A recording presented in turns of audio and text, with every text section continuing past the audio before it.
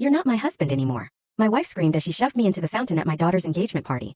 He's lucky we even let him in. Guests applauded while I smiled through the water and said, remember this moment. Minutes later my lawyer walked in.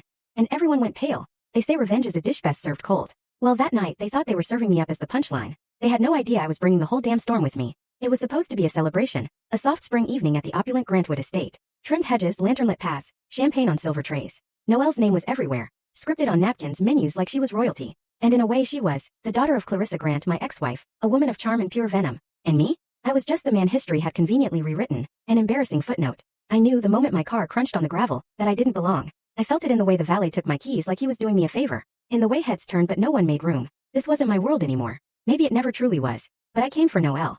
She texted the day before, brief, almost reluctant. I know it's awkward but you can come. Just keep things peaceful, please. I didn't ask what she meant. I just showed up. Clean-shaven, dark blazer. The same cologne I wore the day she was born. I found a spot near the hedges. A flute of something dry and expensive barely touched in my hand. Noelle looked beautiful, radiant. Her smile was quick. Nervous when she saw me, but it softened just for a moment. That was enough. Then came the moment. I'd made the mistake of moving toward the garden archway, trying to snap a photo of the string lights when I saw her. Clarissa, my ex-wife, still impeccably groomed, still as emotionally frigid as the day she told me I didn't fit the narrative anymore. She had a way of entering a room like a curtain of perfume and frost, her heels striking the cobblestone like gavel hits. She spotted me from across the lawn and made a beeline, drink in one hand, her mother's silver bracelet glittering on the other. I didn't brace myself. I should have. You don't get to loiter around like a proud father, she hissed, her voice low but sharp. You're not my husband anymore. I'm Noelle's father, I said as calmly as I could. That hasn't changed. Clarissa's eyes narrowed, a lynx focusing for a kill shot. And then she raised her voice. You're not my husband anymore, she barked, loud enough to halt the string quartet mid-song. Heads turned.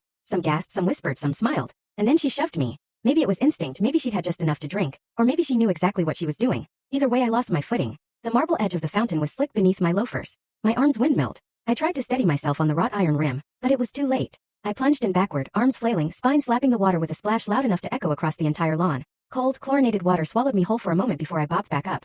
Soaked and stunned, like some washed-up extra from a bad sitcom. The silence broke quickly. Gasps turned to laughter. Laughter turned to applause. I heard someone say, he's lucky we even let him in. I just sat there, water dripping down my face, my shirt plastered to my chest, my blazer floating like a sad cape. Somewhere a waiter whispered, should I help him out? And someone else snorted, let him marinate. And that's when I smiled. I didn't stand. I didn't flail. I just sat up straight in the water, my arms resting on the edge of the fountain like a man enjoying a casual soak. I looked at Clarissa, mascara perfectly intact, rage blooming in her chest like wildfire. I looked past her too at Noelle. Full story on the channel. Link below. Click now and watch what happened next.